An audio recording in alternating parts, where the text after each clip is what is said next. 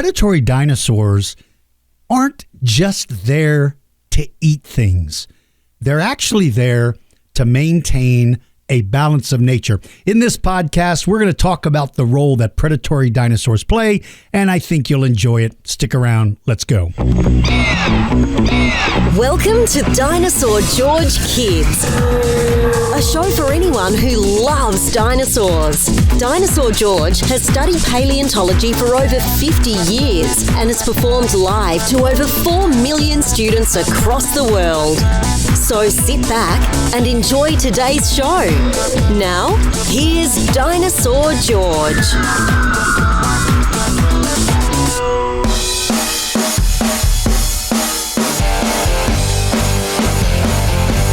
Hey there, future paleontologists. I'm Dinosaur George, and welcome to the podcast. This is podcast number 104, 104th podcast. If you are viewing this on YouTube, I hope you will subscribe and give it a like. If you're listening to this, I hope you will give us a good review. I hope you enjoy these. Now, in most of our podcasts, we choose one particular animal and we make that the focus of the podcast. But this one's going to be a little bit different. This is going to be a broader view, and I want to discuss theropods. Theropod is the name we use to describe meat-eating dinosaurs. So I want to discuss theropods and the role that they play in the environment, and then cover some other things about them. Now, theropods can be a little confusing because there are dinosaurs that fit into that family that are not strictly carnivores. Remember, carnivores eat meat, herbivores eat plants, omnivores eat both. So there are animals like the ornithomimids, Ornithomimus, Struthiomimus, Gallimimus. Those dinosaurs are possibly omnivores, maybe even herbivores, but I will bet almost everything that they are omnivores. They've got those long, skinny claws that are used for grabbing prey, and so I don't think those claws are used for defense. Their defense was to run. So those animals fit into this. Therizinosaurs fit into theropods. And therizinosaurs, from what we can tell, the last ones, Therizinosaurus, may have been an herbivore. So why is it in the family of carnivores if it's not? It has to do with their skeletal design. That's how scientists put things into different groups. You find enough similarities, and that determines which family group you go into. It can't be solely based on things like what it ate. It can't be based on things like where it lived. It has to be on a broader scale. There has to be more things about it that makes it fit into one particular group or not. So today we're going to talk about theropods. Now, real quick, before I get to that, where was my note? If you live in or around San Antonio, Texas, this summer, the year is 2024 that you're listening to this podcast, because if you hear this podcast a year from now, this isn't going to be important to you. But at the San Antonio Zoo, they brought in robotic dinosaurs, and I will be making live appearances on June the 8th, June the 9th, July 6th, July 7th, and August 17th and August 18th. It will be at 11 a.m. each day. I will be speaking out there live. Now, I'm not going to be actually in the zoo. I'm going to be at the section beside it where they do their special events. There'll be signs that will show you. There's no additional fee to see the robotic dinosaurs or to hear me speak. There's no extra fee. The zoo is leaving it with your general admission pricing. So that's very exciting. If you like dinosaurs, this will be a great opportunity to come out and be able to ask me questions. And, there's nothing wrong if you want to write questions down in a notebook and bring them with you. What happens a lot of times is young people will come out to see me and they'll have all these questions in their mind, but then when we're face to face, they kind of forget what they wanted to say. That happens to a lot of people. So if you have questions that you'd like, now you can't write down 500 questions because I can't spend the whole day out there, but I'll try to answer as many of your questions as you have. So if you're in around San Antonio during those dates, stop by the San Antonio Zoo, see the robotic dinosaurs, listen to my talk, and then the zoo itself is amazing. It is a magnificent zoo, absolutely one of the top-rated zoos in the country, and I think of the world. They have such a huge assortment, and one of the things that I really like about the zoo is how much effort they put in to making these exhibit areas a home, not a cage with an animal that just paces back and forth. They are interactive. They try to encourage the animals to think, to react. They do so much stuff that I'm very, very happy to be associated with the San Antonio Zoo during this particular time, during the time of the robotic dinosaurs. All right, so this episode is on theropods, carnivores. If there's one thing I want you to take away from this podcast, it's this. Meat-eating dinosaurs are not mean. They're not killers. They're not bloodthirsty. I hate that word, bloodthirsty killers. That's not the appropriate way to describe theropods. Yes, they do kill their prey, but I think there's a difference between calling something a killer and recognizing that some animals have to kill things to be able to survive. There's a difference there. They don't kill for fun. They don't kill for pleasure. They hunt. Now, you might say, wait a minute. I've seen videos of orcas playing with a seal, throwing it up in the air, slapping with their tail. You know, that's not playing. They are practicing and honing their skills as a hunter. Your cat is a perfect example. Sometimes cats will come in the house with a prize, right? They caught a lizard, they caught a little snake, they caught a mouse. They bring it into the house. Well, they're bringing it into the house and turning it loose so that all the other cats have the opportunity to practice their skill. As far as a cat's concerned, you're a cat too. When they bring you a mouse, they're saying, here, from one friend to another, here you go, have a mouse. Great. Have a mouse. What goes with mice? Do you put them on bread? Do you put peanut butter mice? Is that a thing? Do you eat them with rice? Mice and rice? Hey kids, what do you want for dinner? Mice and rice! You got it! The reason why those cats appear to be playing with those animals is they're not playing with them. They are practicing the skills they need to be able to catch their food. You know, if you take a feather and you wiggle it back and forth in front of a kitten or a cat, it will pounce. And it's so much fun to watch them do it. And it may appear like they're having the time of their life, but really what they're doing is they're practicing. They're like, look, I have to be able to catch a bird. I don't know how to open a can of cat food, so I got to be prepared in case you don't feed me to catch my own food. Well, predatory dinosaurs would have reacted the same way. So I don't want you to think of any carnivores as being animals that just kill for the fun of it. That's not true. I grew up on a farm, and there's a problem with coyotes. Those are the dog animals that roam the wild, and sheep or goats. It's not unusual for farmers and ranchers to find several sheep dead where coyotes attacked them. The first thing you might think is they're just having fun. They're just killing for the sake of killing. That's not true. What happens is predators are oftentimes reactionary animals. And what that means is they see something run and they'll take after it. That's why you never run away from a dog. That's why you never turn your back and run away from a large cat if you ever happen to be in the wild and a mountain lion or a puma or whatever name you give it, or a bobcat is there. You don't turn your back and run, because when you do, in their mind, a switch clicks on and you become something I should chase and catch. That's why you never, ever turn and run away from a dog that you don't know. You back away from it slowly, but you continue to face where it's coming from. Don't look it in the eyes, because that's a threat. Put your head down slightly and slowly back away until you're safe. That's the proper way to react.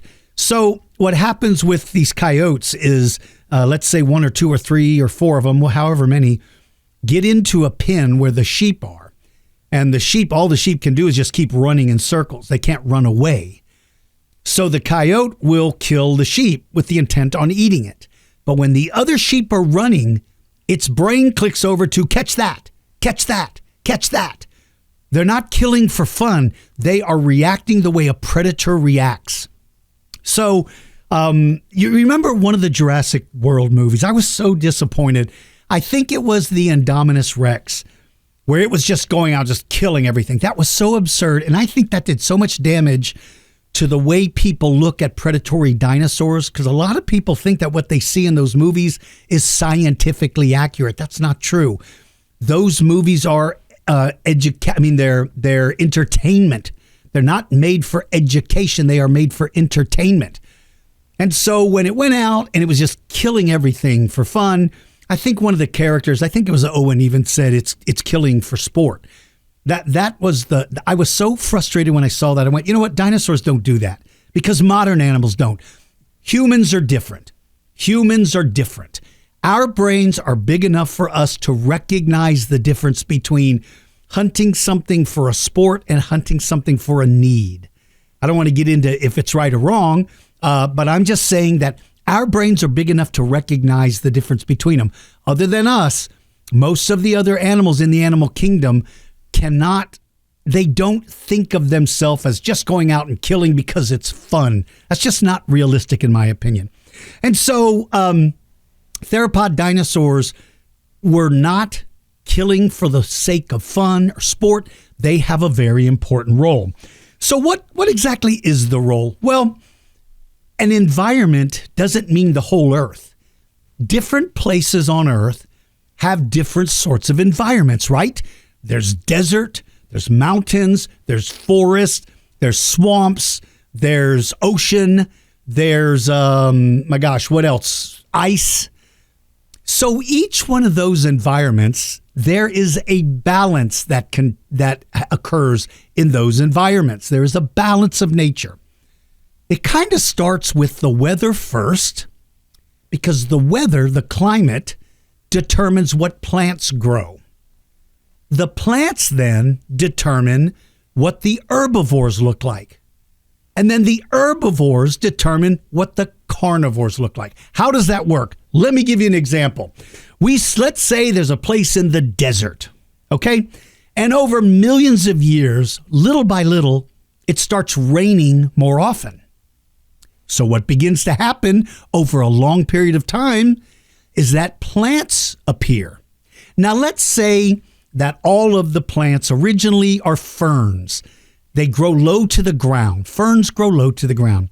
So let's say we have 3 dinosaur siblings. 3 siblings. They can be all girls. They can be all male. They can be all female, whatever we want to do. But there's 3 of them. Okay. One of them is a little bit taller than the other 2. They're the same species, but one is taller, one is heavier, stockier, and one is kind of small but super fast. They're herbivores. Now, because all the plants are at the same height, really the tall one has a little more trouble reaching down and eating from the trees, from the ferns. The middle-sized one can reach pretty easily, and the little one has no problem at all. They all get food. But as time continues, we start to see trees beginning to emerge. Now we have ferns on the bottom, and now we have these tall trees. All right, what happens to our 3 herbivores? Well, the tall one can start to feed up at the tree because it can reach. The medium one can't really reach the tops, and it has to bend over to reach the middle. The little one still eats all the plants at once. And over time, as the trees get taller, the tallest one has offspring, and they're probably going to be tall because mom and dad are tall. And they become taller. The one in the middle, there's not much to eat there. Maybe they go extinct. But the little ones continue on because there's plenty of food. So plants are deciding how tall or big or how the plant eaters are going to look, because the plant eaters have to match what's happening with with the plants. If the plants all grow tall and nobody else does, those plants never get eaten. Those plants will literally block out the sun from the ground below, and nothing can grow below, only that one tree. So you got to have meat eaters that are sort of trimming the hedges, keeping the leaves out so the sunlight can come down. So the plants need the plant eaters. Well, the same thing is happening with the carnivores, the theropods. They need to adapt to that. A big plant eater, it takes a big carnivore to eat it. A medium-sized plant eater takes a medium-sized carnivore. Smaller plant eaters, smaller carnivores. It's true that they can all hunt in between that, but they become more specialized. So the role that they have, that theropods play, that meat eaters play today, is to make sure that there's not too many plant eaters. Because if there's too many plant eaters, they will eat all the plants. And what do trees and plants make that we all need? Oxygen! They make oxygen. If there's too many plant eaters, there won't be enough oxygen. Everybody pays the price. So you have to have meat eaters to maintain that balance. Too many meat eaters would eat all the plant eaters. Then the problem is that only the strongest plant will grow, and maybe they're not the best plants for creating oxygen. And so what happens? The oxygen level drops. Everybody suffers. There's a balance. Now, that balance is occurring in every single ecosystem on the planet, every environment. And listen, let's pick the United States, for instance. The environment in Washington State is different than the environment in Florida. So they have different predators, they have different plants, they have different behaviors within those. So the same would have occurred with dinosaurs. There wasn't one environment. So each environment creates its own plants, its own herbivores, and its own carnivores. What is the role of omnivores? They kind of do a little of both. They make sure the plants don't get out of control, but they also make sure that there's somebody eating the meat eaters or the plant eaters. So they kind of play a little role in between all that. So the one thing I want you to remember, carnivores are not mean. Now, if you're young and you like to play dinosaurs, hey man, when I used to play with my dinosaur toys, my carnivores were mean. There's nothing wrong with that. That's fun. That's entertainment. I don't want you to think that you're Listen, carnivores are bad dudes. You know, go up and pet a lion. Not a good idea. Go up and hug a grizzly bear. Not a good idea. Try to pet a raptor.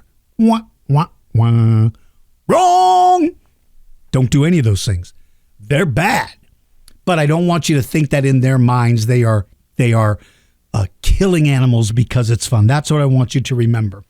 So let's talk about then what they were as parents. Let's talk about family life of carnivores. What was it like?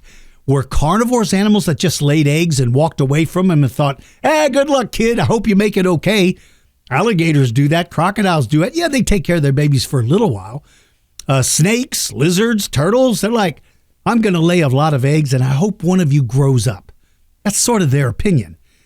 But I believe that dinosaurs, the reason why dinosaurs became the most prevalent animals during the Mesozoic is because I believe they raised their young. I do not believe they laid eggs and walked away. I just cannot believe that. I believe that they raised their young because of the world they lived in. If you're a baby Tyrannosaurus Rex and you hatch out of your egg, everybody wants to get rid of you, except for mom, dad, brothers, and sisters. But everybody wants you gone because they don't want you to grow up, because they don't want you to be a Tyrannosaurus Rex. If I'm a plant eater and I see a baby T-Rex, I'm going to try to get rid of it. If I'm another T-Rex and I see a baby T-Rex and it's not mine, I want to get rid of it because I want my kids to have a better chance. So predator dinosaurs especially are having to live a very tough life. When you hatch out of the egg and you need to eat meat, you can't go to the grocery store and pick it up. You have to catch it and you have to kill it. Well, when you're little, that's kind of hard to do. When you're little and clumsy, you're not super fast. Somebody has got to be bringing you food. And in my opinion, that's what theropods did. I think all the theropods took care of their babies. I can't tell you if it was the male and female working together, but I will tell you this. There are a lot of birds that form a bond with a mate forever. Swans do it, geese do it. These animals stay together. They both raise the young. Where did birds get that behavior? Where did birds come from? Could it be dinosaurs? Yes, birds came from raptor dinosaurs. And so the behavior of modern birds was inherited by something. Something taught them how to do it. I believe that raptor dinosaurs may have had male-female bonds. They may have lived in packs where the family stayed together until the offspring was old enough to go out on their own if they wanted to. And so I think they had to, because again, you're relatively vulnerable, meaning almost everybody can take you out. And if you're a carnivore, nobody wants a carnivore around except for your mom and dad and brothers and sisters. So I believe that they were good. They were good parents. Now, there's also some evidence to support that. One of those was a group of, I believe, Maposaurus down in South America. It was either Maposaurus or Giganotosaurus. It was one of the two. I think it's Maposaurus, where they found several different sized members of the family that had died together, or at least been buried together. But here's my opinion of that. If you find 3 or 4 or 5 of the same dinosaur side by side that they had died together, that's not coincidence. They didn't just happen to be washed in by a flood. I believe that they all died together, maybe trying to swim across a flooded river, maybe getting stuck in gooey mud and they can't move. But there's evidence that Maposaurus was in groups. There's evidence up in Canada that Albertosauruses are found in groups. And I believe, raptors, they find Deinonychus and Utah raptor in groups. So if you are already in a group and you have various sized animals, that probably means that they are taking care of each other from the day they hatch to the day they're old enough to leave on their own. So I think that theropods would have been very good parents. That's my opinion, but there is some fact to it. There's also an oviraptor that was found in Mongolia sitting on a nest of eggs. And from the evidence, it suggests that raptor, there was a sandstorm. But rather than walk away from the eggs and save itself, it stayed on the eggs and protected them, trying to protect them from the sand. And it was buried alive and it died. That's a pretty incredible parent that will do that. That's bird-like behavior. Or I should say, birds behave like that dinosaur. So there is some evidence. And not only was it sitting on the eggs, but there was a bunch of eggs. And there were too many eggs for one oviraptor to have laid herself. I think that other oviraptors came in and they all laid their eggs in a single nest to where all it took was one adult to protect them, to incubate them. And that adult was probably a male. Ostriches do that today. So there is some sound evidence to believe that theropods were good parents. I personally believe that they are. Let me make sure and say this. I say this every now and then, but I need to say it more often. There's a lot of you that listen to this podcast, and whatever I say, you will often agree with and mimic, say the same thing, which I am very honored that you would think that much. I'm very honored by that. But I always want you to remember, just because I say it, or just because a paleontologist you like says it, it doesn't mean that they're right. It means that that's their best scientific guess. When I'm talking about behavior, how a dinosaur behaves, behavior doesn't always fossilize. Their bones do, but I can't tell you what their favorite food is. I can't tell you what music they like. I can't tell you what movies they like. Okay, they don't listen to music, and okay, forget that part. But what I'm saying is I can look at living animals today and I can observe their behavior, and then I can apply that to an animal that is in a similar environment and a similar situation. Basilosaurus is a big, giant, swimming whale-like creature.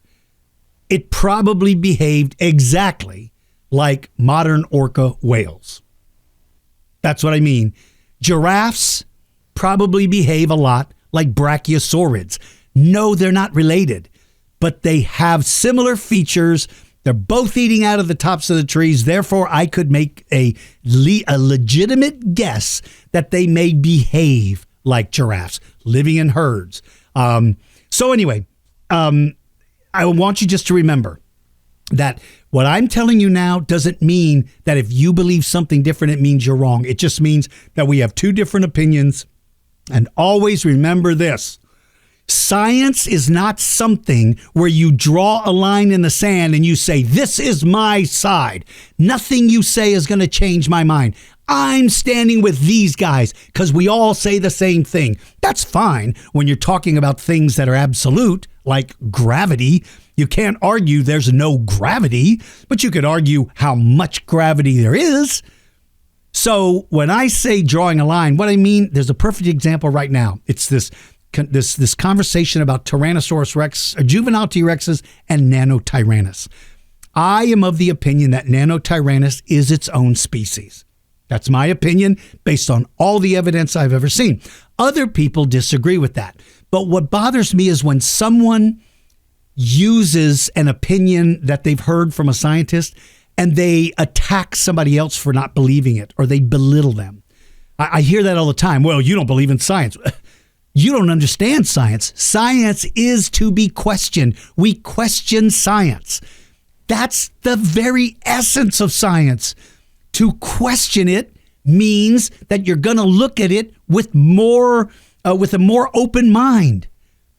If you want to argue that the earth is flat or the earth is round, I can't argue that because there is no evidence that suggests that our planet is flat.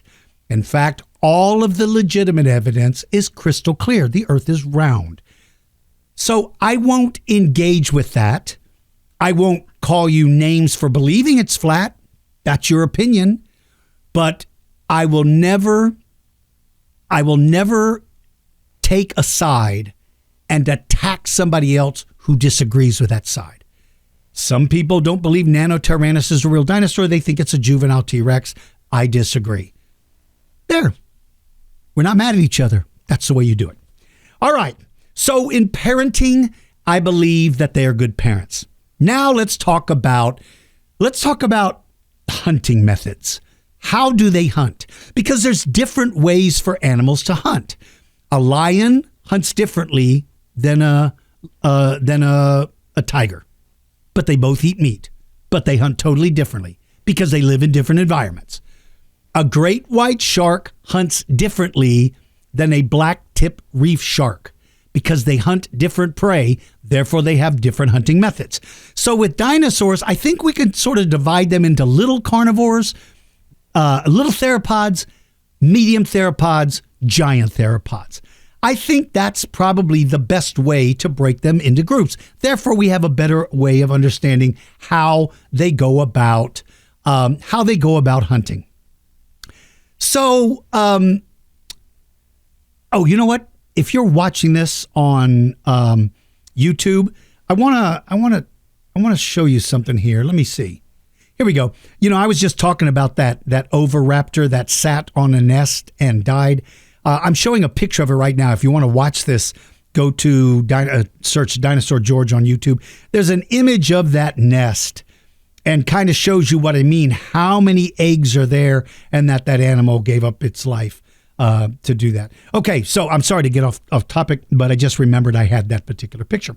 So let's talk about then the different sizes. Now, within each group, there's different sizes. A Tyrannosaurus is an example. There's little Tyrannosaurs and there's giant Tyrannosaurs. So let's talk about small predators. Bambiraptor, Compsognathus. Who else? Microraptor. Avemimus. Who else? There's a bunch of little ones, right? Well, their hunting method is going to be based upon what they eat. They're not going to attack a brachiosaurus. A microraptor, sure, can run up and the brachiosaurus is like, is there a flea on me? So it's not going to do that, but it is going to catch smaller prey. So I think there's a couple of ways to do that. Let's use Microraptor because this is a better example. So Microraptor has a couple of different methods of hunting. First of all, the eye socket of a Microraptor is pretty big. It's pretty big. It might have even been able to see in the dark or at least in low light conditions. That means that it's probably spending its time in a dense forest. Not out in the open where it can be spotted and eaten by other carnivores. Not out in the open where herbivores can see it and run over and try to get rid of it because they don't want it around. So I think they're living in a denser environment where there's lots of vines and trees and bushes and plants. And therefore there's not as much sunlight coming in.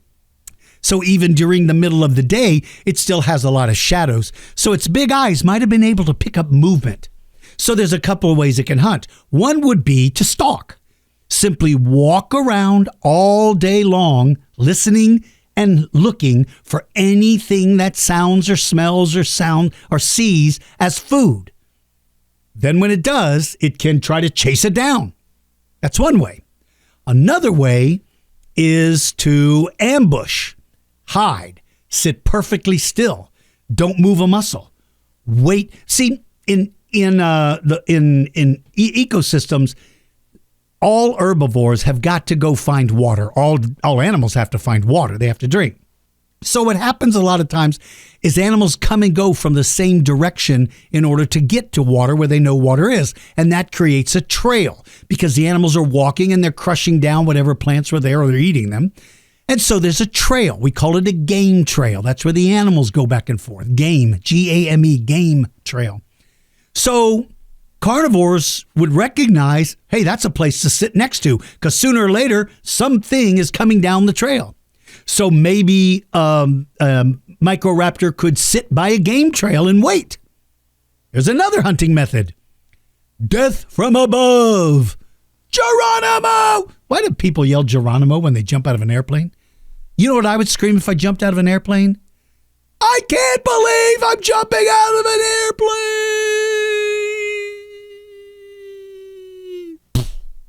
I can't believe I didn't open my parachute.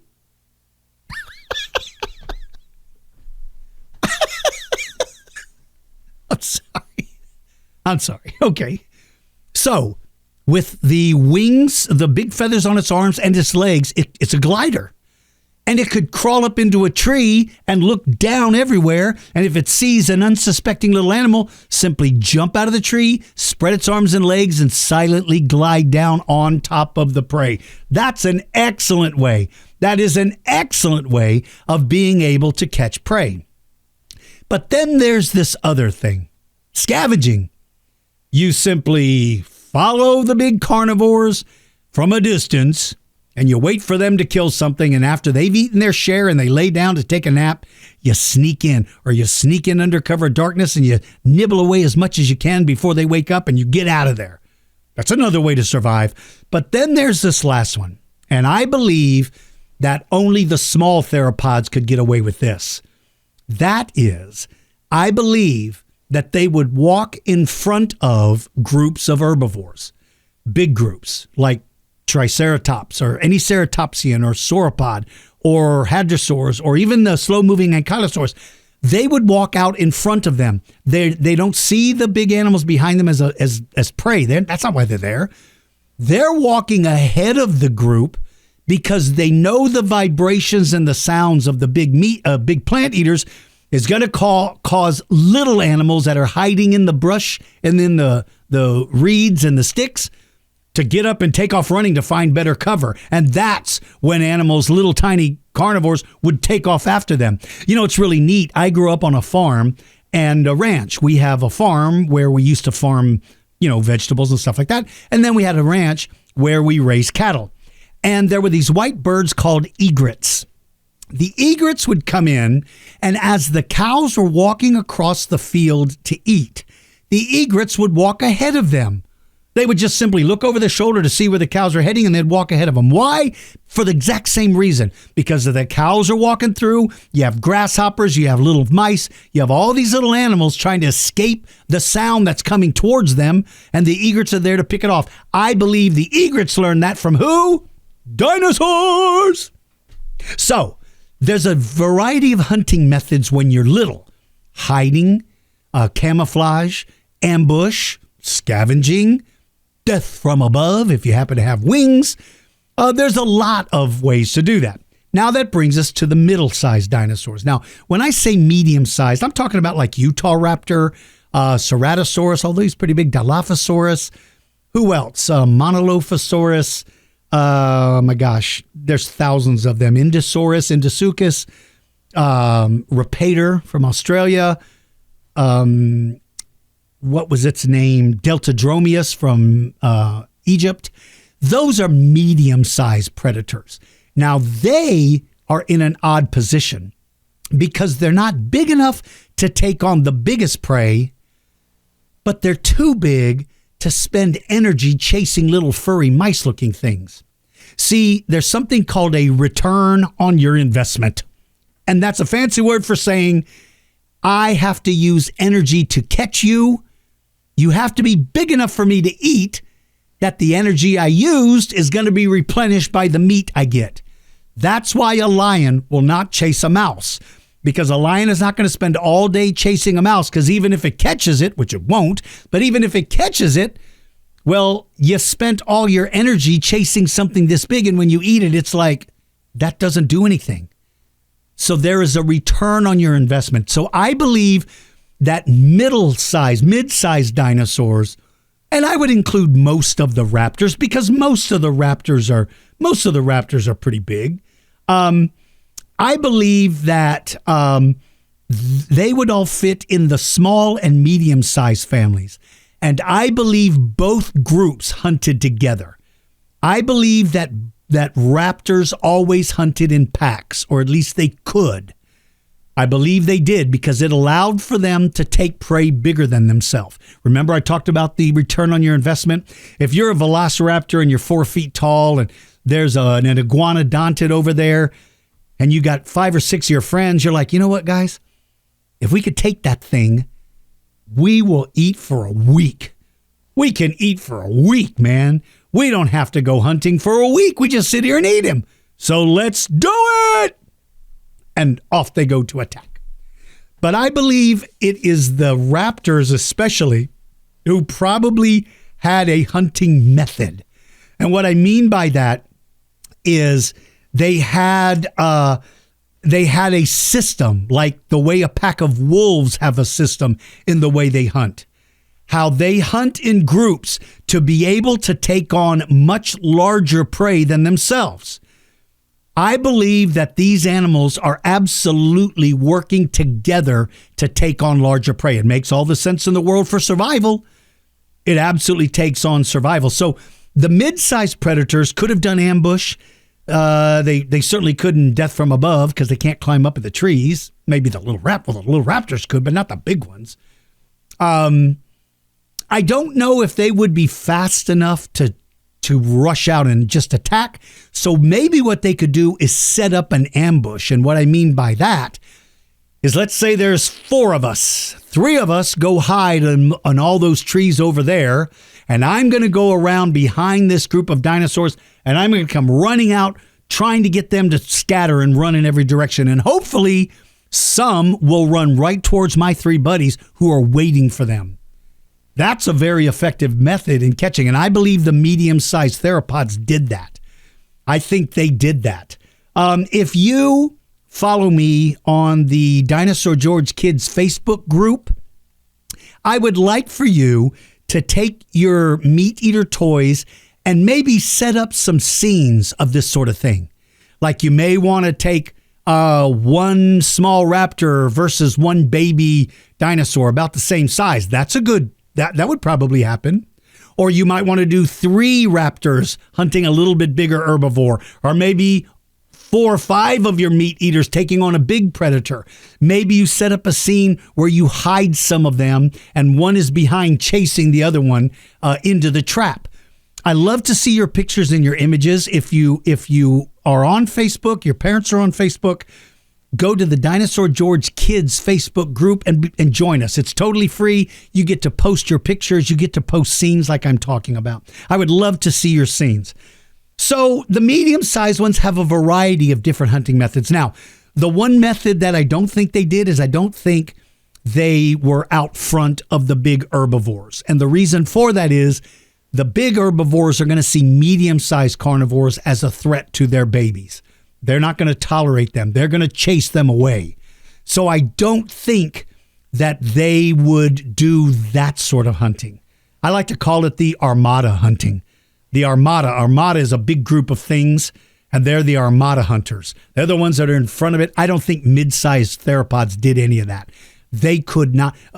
Herbivores, it's one thing for a big duck-billed dinosaur to see a small little raptor walking around in front of it. It's like, what is that thing going to do to me, or what's it even going to do to my baby? But if you're medium-sized and you're a Dilophosaurus or you're something like that, then they're not going to tolerate you at all. So the medium-sized theropods don't get that option. And then that brings us to the monsters, the big ones. Giganotosaurus, Spinosaurus, Maposaurus, Carcharodontosaurus, You Smell Like a Skunkosaurus, Tyrannosaurus, Tarbosaurus, Daspletosaurus. What was that one? You smell like a Skunkosaurus? Okay, let's forget that one for right now. But the monsters, the brutes, the behemoths, the bigs, those dinosaurs have limited hunting methods because, first of all, it's hard to hide when you're as big as a bus. Right? It's hard to hide when you're that big. It's another reason why I believe that big theropods especially were striped or had blotched images on their skin to help them break up their silhouette, like a tiger, like a leopard, like a jaguar. I believe that they had all kinds of patterns that helped break up its silhouette. A silhouette means the outline of the animal. If I'm standing at a long distance and a moose raises its head, a big bull moose, and I see those antlers, that silhouette of it tells me that's a moose and that's a big one. So I don't want, if I'm a carnivore, I don't want everybody to look and go, that's a Tyrannosaurus Rex. I want to have these weird lines and curvy things and blotches so that you can't figure out what it is. Well, what is it? Is that part of a tree? Is that a bush? Why did that bush blink at me? So the big ones have limited hunting methods. Ambush is one that they could definitely do. They could definitely ambush, and that's probably a very effective method. And that goes back to why I believe that they kept their young and raised them. Because the little ones are the perfect ones to chase the prey towards the jaws of the hidden ones. So I think they had a very important role. But when you're big, there's other methods. Stealing your food. Seeing that a mid-sized group killed their prey, you just show up and take it. What are they going to do? Or you take it away from another big one. If you're stronger, you steal it from them. If you happen to come around the corner and there's an animal that died there last month, well, if there's anything left to eat, I'll chew on it and get a little nutrition out of it. You can scavenge. But it's very difficult for big dinosaurs to have many other hunting methods. There is something, I read a study one time about carnivores, and that carnivores, modern carnivores, know how fast they can run and how far they can maintain that. And they call it the kill zone, meaning that if they see a deer walk by, let's take a mountain lion, a puma. Let's say that it sees a deer. Well, it knows in its head how far its killing zone is. If the deer's outside of it, there's no reason for me to chase it because I'm never going to catch it and I'm going to waste my energy, so I'm not going to do it. But if that deer comes inside the area that I know I have super speed and I can catch them, that's when I attack. So maybe tyrannosaurs or the big theropods had that same thing. They had, look, I know how much room I have before you get away. If you get too close, I can come rushing out of my hiding. So there is ambush, but it would be more difficult for them. I believe that the number one hunting method for them would have been to do the ambush in that they drive you into the ambush. The younger ones are driving prey. Or maybe they're setting up near the game trail. Remember I talked about a game trail? Maybe they're setting up near a game trail. And there is another hunting method for big ones, and that is observational hunting. You stand there and you watch the plant eaters go by, and you're looking for something that's walking with a limp. You're looking for an old one that's kind of falling behind the herd. Or you're looking for a baby that's wandered away. Those are your targets. Those are your targets. Or one that's just sick and can't keep up. Those are your targets. They can't get away from you. That's a perfectly good target to actively take off after. You know, somebody asked me once, well, if a dinosaur is sick and a meat eater eats it, don't they get sick? Not necessarily. We see that today with vultures. Most diseases have to enter your blood system, or not diseases, infections, things like bacterial infections. They have to enter your blood system. Your stomach acids digest them and kill them like anything else. Do you know vultures can eat anthrax, Ebola? They can eat those things and they don't die from them. I bet tyrannosaurs could do the same thing. So when they target a sick animal, it's easier to catch. And they can eat it. And they probably don't get sick from it.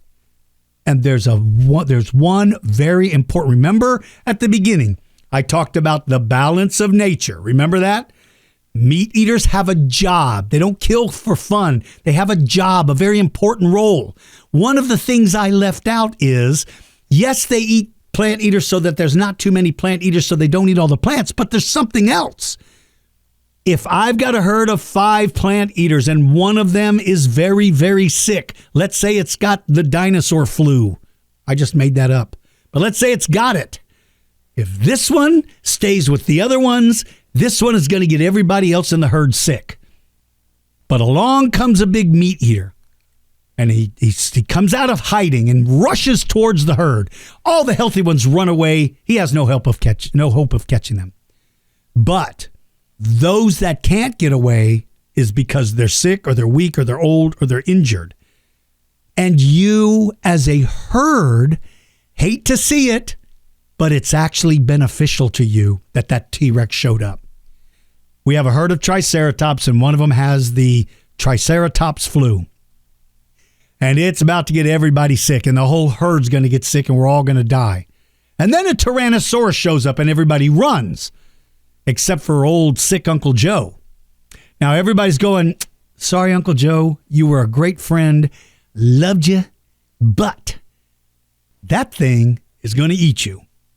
And we'll mourn your loss, but we'll all be glad you're gone because you can't get the rest of us sick. So there is a hunting method that I think they would do as well, and that is the scatter method. When lions or cheetahs or leopards attempt to catch antelope, as soon as the antelope figure out they're there, they don't just run, but they leap high into the air as they run. They jump up into the air. And some people may think, well, it's just so that they can't get caught. But that's not true. They're jumping in the air to send a signal to that carnivore, look how healthy I am. Look at me. I'm not sick. Boing, boing, boing, boing, boing, boing, boing, boing, boing.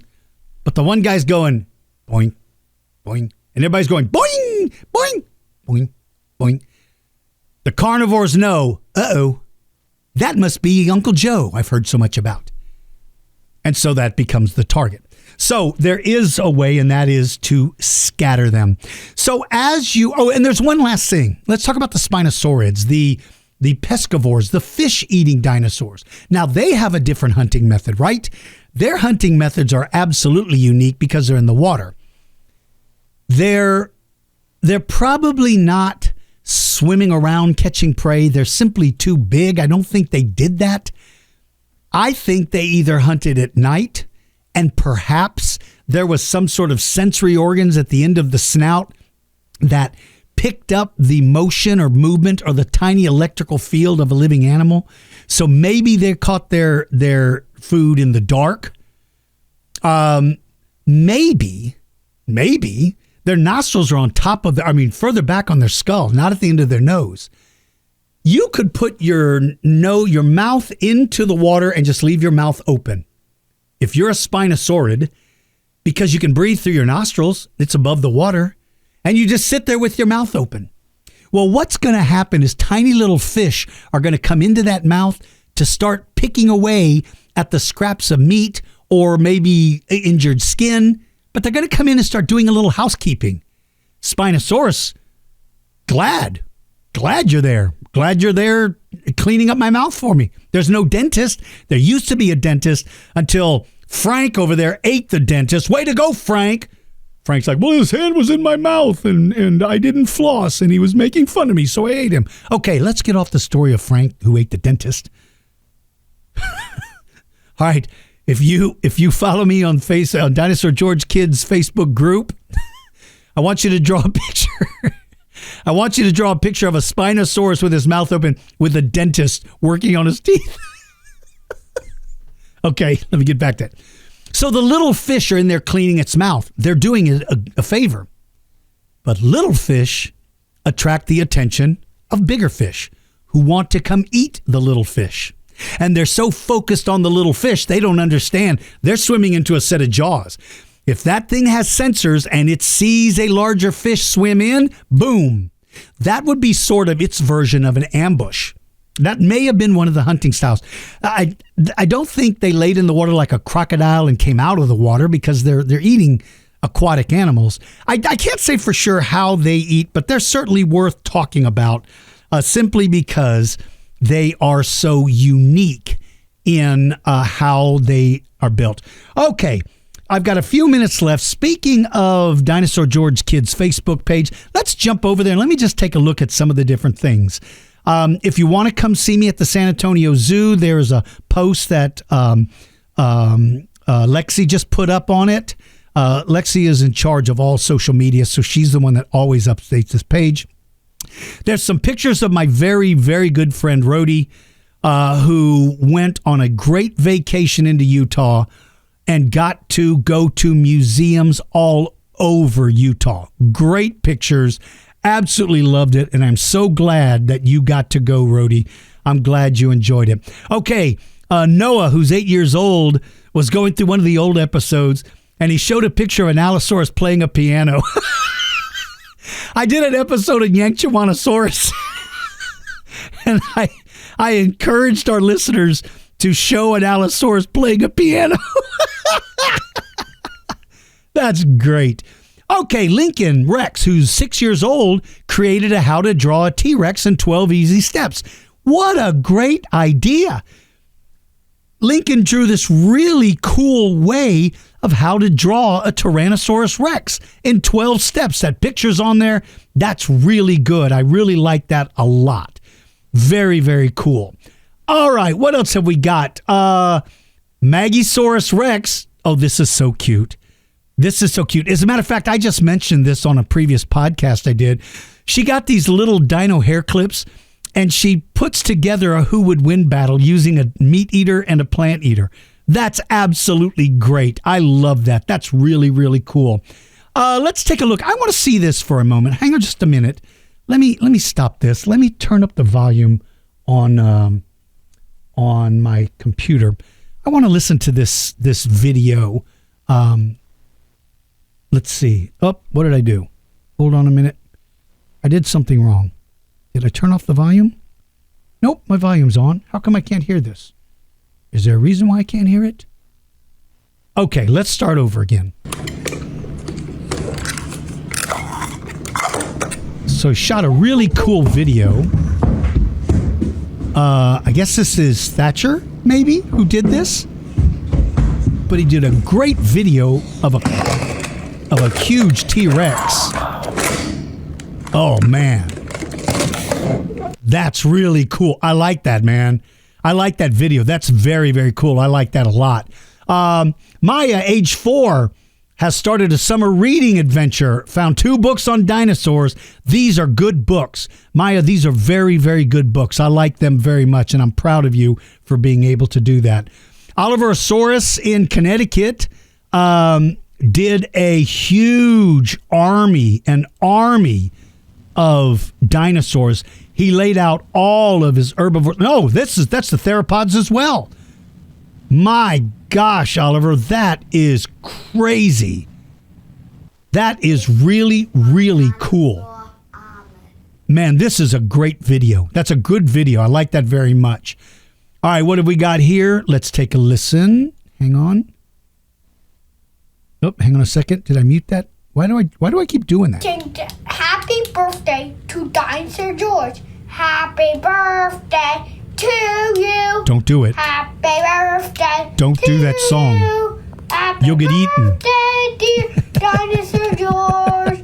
I hope the T-Rexes eat your underpants and 100% El Stinko. Okay, I'm not El Stinko, kid. I don't know who this El Stinko is. But that's very, very kind of you. That's very kind of you to send me, even though my birthday is December, and you knew my birthday is in December, you still wanted to send me that. That is so kind of you, and I absolutely love it.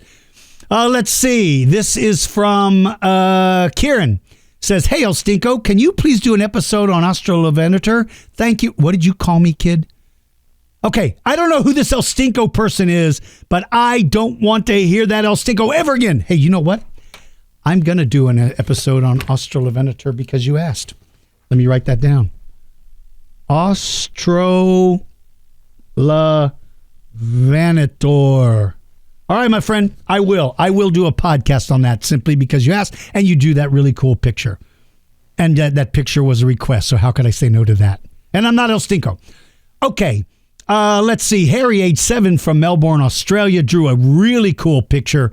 Ooh, I love this. And says, you are 100% not El Stinko. Thank you. Thank you for recognizing I am not this El Stinko person that I hear everybody talking about. Thank you. Let's see. Spinofrancus, Frankie, age 5, and T-Rex, Larry, age 3 are here. And we love listening to your podcast. We were wondering if you could do a podcast on Tupanodactylus. Thank you for teaching us about so many different dinosaurs and prehistoric animals. Well, first of all, I've got to look it up. I don't know what Tupanodactylus is. I'm assuming it's a hadrosaur. A pterosaur.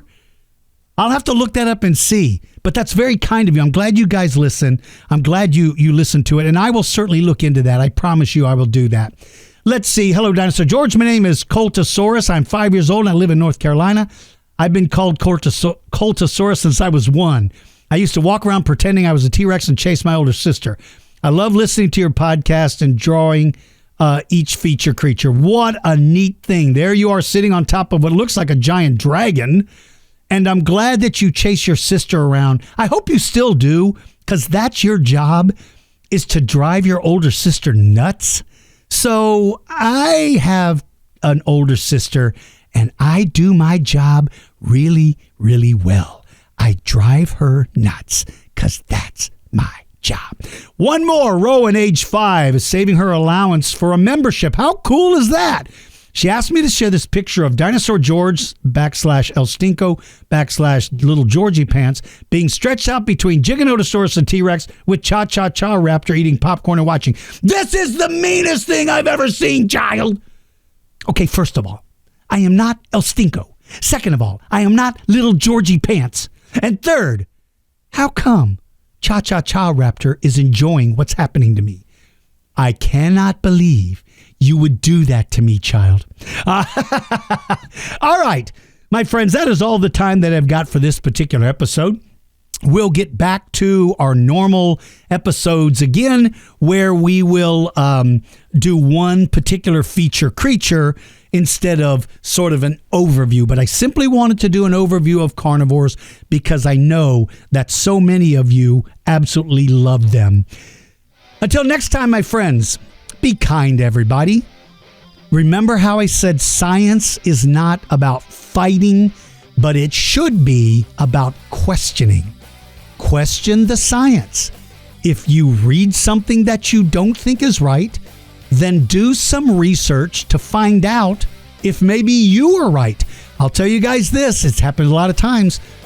I've disagreed with something someone said, but after spending time and doing better research, I realized the other person was right and I was wrong. And there's nothing wrong with that. There's nothing wrong with being wrong.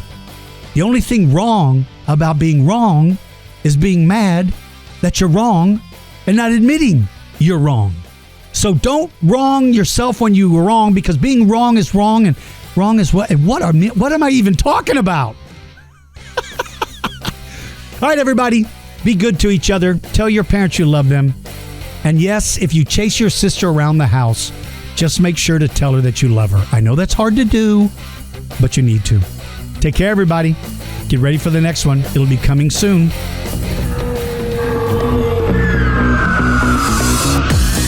Thank you for listening to Dinosaur George Kids. Join the Dinosaur George Kids Facebook group, become a member of our Patreon club, and check out our website store for cool fossils, rocks, and crystals. Visit dinosaurgeorge.com for details. Until next time, keep digging for knowledge.